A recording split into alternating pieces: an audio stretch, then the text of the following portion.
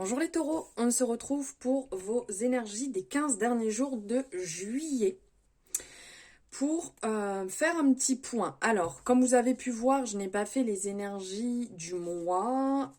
Pour les personnes qui me suivent sur les réseaux, j'étais pas au top, malade.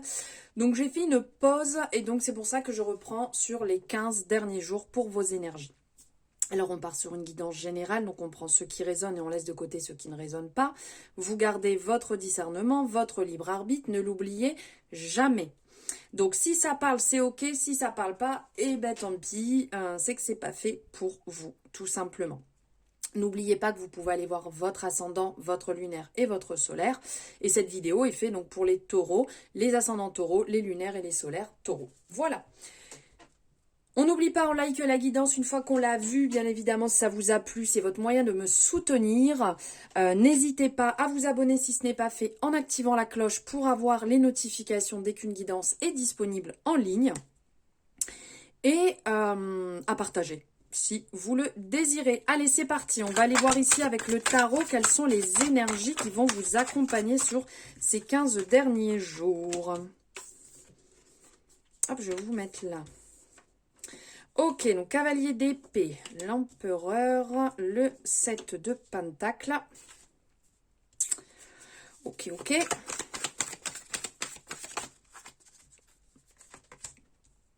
Le roi de coupe. La grande prêtresse.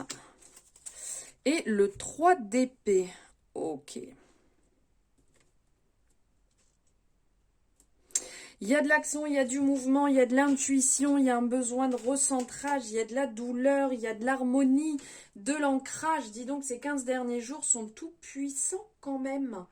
Alors ici, avec le cavalier d'épée, on voit c'est de l'action, c'est du mouvement. Ici, on sent qu'il faut que ça bouge. Chaud devant, chaud patate, on y va, ça dégomme.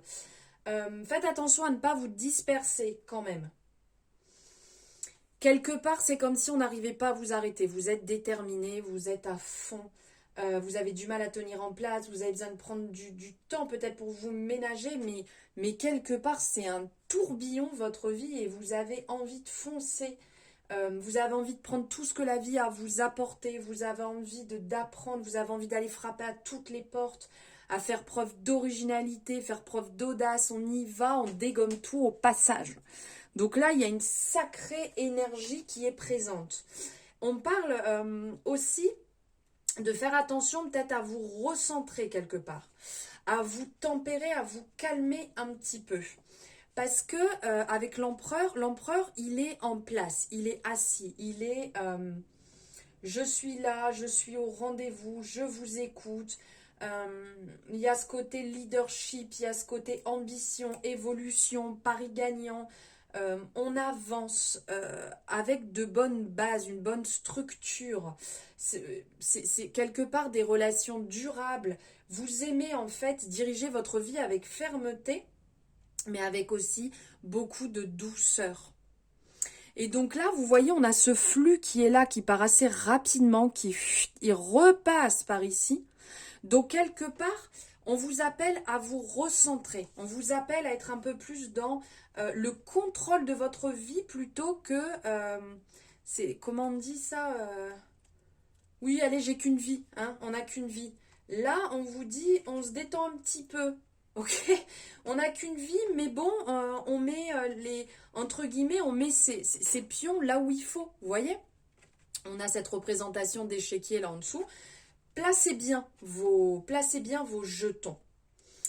Et regardez justement, là, il y a ce côté retrouver sa place avec le 7 de pentacle.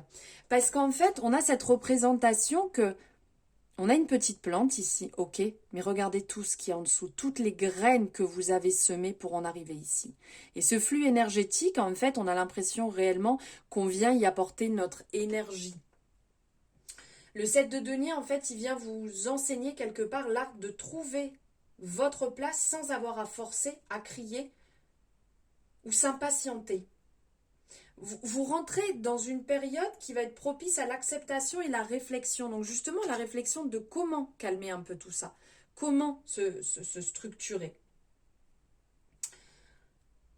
Après avoir assis un petit peu avec l'empereur, vous allez vous tempérer, vous allez vous calmer. Vous allez vous recentrer. Et n'oubliez pas que vous êtes protégé et qu'à tout moment, vous pouvez demander de l'aide si besoin. Mais en restant dans l'action et dans le dynamisme, pas en restant assis dans son canapé. Ça, on l'oublie pas. Ensuite, on a le roi de coupe ici qui vient nous apporter beaucoup de douceur. J'aime beaucoup cette carte, on voit, hein, il est très très solaire, il est lumineux, il a l'écoute de lui-même. Hein, on voit, il est en temps méditatif ici, il y a vraiment sa lumière qui émane tout autour de lui, il est très solaire. Il a l'envie de partager ses émotions, mais sans vouloir forcément en dire trop. Donc vous avez envie de partager, mais pas non plus faire pleurnichard. Vous allez retrouver cet équilibre en fait entre l'intellectuel et l'émotionnel. Et ça peut vous amener une certaine stabilité. Vous voyez, on avait un peu ce côté-là. Je pars tout feu, tout flamme, mais je me calme. Je me recentre, je reste centré, je médite, je prends ce temps pour moi. Je ne me coupe pas, mais je prends ce temps important pour moi-même. Être fluide, que les choses soient fluides justement comme l'eau qui est représentée ici, puisqu'on est dans cette énergie de l'eau, donc on est dans l'intuition, on est dans l'écoute. Ensuite, on a la grande prêtresse qui est là, donc la grande prêtresse qui est l'impératrice. On vous appelle à rester discret et attentif aux signes qui vont se présenter et d'apprendre à faire plus confiance à votre intuition. Mais là, avec ce temps que vous prenez, ici cet ancrage, là aussi il y a de l'ancrage. Là, c'est temps méditatif indispensable. Et ici, vous arrivez à mieux vous centrer, à vraiment prendre les énergies qui viennent, à écouter, à réellement être dans la prière, être dans ce côté sagesse, dans ce côté connaissance. Rester discret, ne pas en dire trop, c'est bon aussi.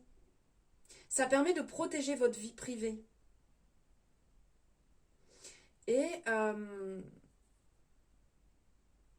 comment je pourrais dire? Être soi-même, méditer, prier, apprendre. Elle a ce côté ici, la grande prêtresse, d'être vraiment à lire, comme je vous disais, lire, apprendre, être à l'écoute de soi. Et donc là, c'est vraiment ça, être à l'écoute de soi. Elle a un côté, elle n'est pas forcément dans l'amour, vous voyez, c'est pas ce côté amour, elle a autre chose à s'occuper et elle pense justement à elle plutôt qu'à nourrir des relations à côté. Donc là, on vous appelle à ne pas vous perdre dans une relation et à écouter réellement ce que vous avez besoin, ce qui est important pour vous, indispensable, même je pourrais dire pour vous, pour justement faire ce recentrage. Peut-être que vous êtes perdu dans une relation et que là, vous sentez qu'il y a des choses qui ne vont plus forcément chez vous, qui ne sont plus alignées, donc on vous appelle à revenir et à écouter beaucoup plus votre intuition. Et ensuite, on a le 3 d'épée ici. Le 3 d'épée, ça va symboliser une idée qui peut changer votre situation.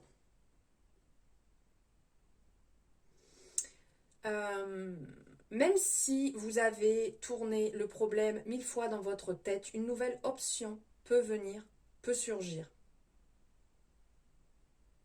Prenez en considération ceci, car vous entrez dans une période qui peut être productive et intense. Il y a des imprévus, ça c'est sûr. Mais on sent ici qu'il y a besoin d'une troisième solution parce que on a vraiment la représentation ici du cœur qui souffre. Du cœur qui a trop donné et qui est fatigué aussi. Il y a, comment je pourrais dire, il y a une croissance, il y a un mouvement qui se met en place. Vous en avez marre, regardez, vous guérissez, hop, hop, hop, vous guérissez. Une troisième solution, d'où la 3e épée va venir vous apporter le moyen d'avancer, d'évoluer, de changer, de grandir et de guérir. Ok, allez, on va aller voir avec Leïla, l'horoscope de Leïla. Quelle énergie vont venir? Ah, alors attendez. Ok, la maison 2, elle était comme ça, donc ok. On parle des biens matériels avec la maison 2.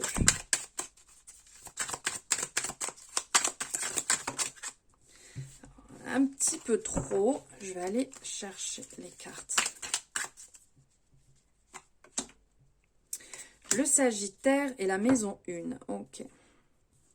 Alors là, avec le Sagittaire, on va être dans l'enthousiasme, l'honnêteté, le côté leader. Et ça fait penser un petit peu tout à l'heure quand on parlait de l'empereur. Vous voyez ce côté un petit peu leader là qui prend le dessus. Avec la maison 1, on va parler de personnalité, d'expression de soi. Et la maison 2, on va parler de biens matériels. Donc là, c'est comme si on vous disait de reprendre votre pouvoir, de reprendre le dessus, d'aller à la conquête de vous-même. Comme on peut voir avec ce bateau, on y va, on sort les rames et on va chercher. Qu'est-ce qui a péché? Qu'est-ce qui n'allait pas? Qu'est-ce que j'ai pu omettre? Est-ce qu'il y a des mots qui ressortent pour y voir un petit peu plus clair? De laisser tout ce côté bien matériel et de se focus plus un petit peu sur soi, sur l'expression de soi. Attention à ce que l'ego ne cherche pas à prendre le dessus, sur votre personnalité, à faire ce travail dessus dans un premier temps.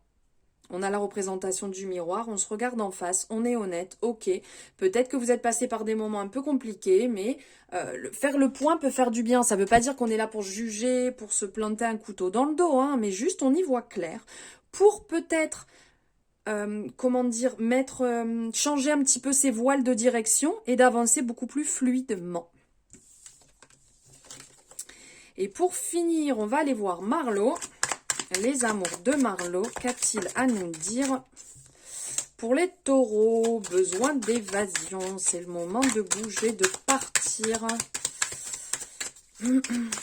Peut-être besoin de se retrouver.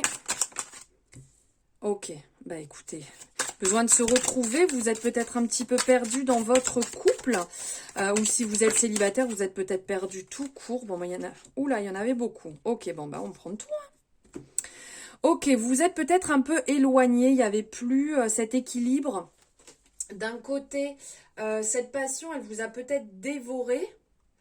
Et donc, vous avez peut-être besoin de vous retrouver, de vous équilibrer, donc aussi bien dans la relation, mais vous retrouvez aussi vous-même pour vous épanouir mutuellement.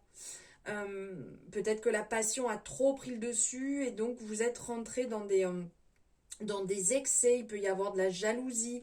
Il peut y avoir de la colère, un coup de l'enthousiasme et vous étiez un petit peu perdu, éloigné ici. Hein. On a l'absence, on a l'éloignement et donc là, il y aurait peut-être un équilibre à retrouver et donc de vous retrouver, pourquoi pas dans un week-end, de vous retrouver dans des vacances, de retrouver un peu cette liberté qui sort du quotidien, de la routine habituelle et de se refaire des petits rituels, des petits moments ensemble pour pouvoir se ressouder si vous êtes en couple ou pour prendre soin de vous si vous êtes célibataire pour pouvoir être beaucoup mieux et beaucoup plus libéré.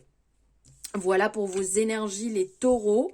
J'espère que ça vous aura parlé. N'hésitez pas à me le dire en commentaire, à liker cette guidance si elle vous a plu, vous abonner si ce n'est pas fait en activant la cloche pour avoir les dernières notifications. Je vous embrasse et je vous dis à très bientôt.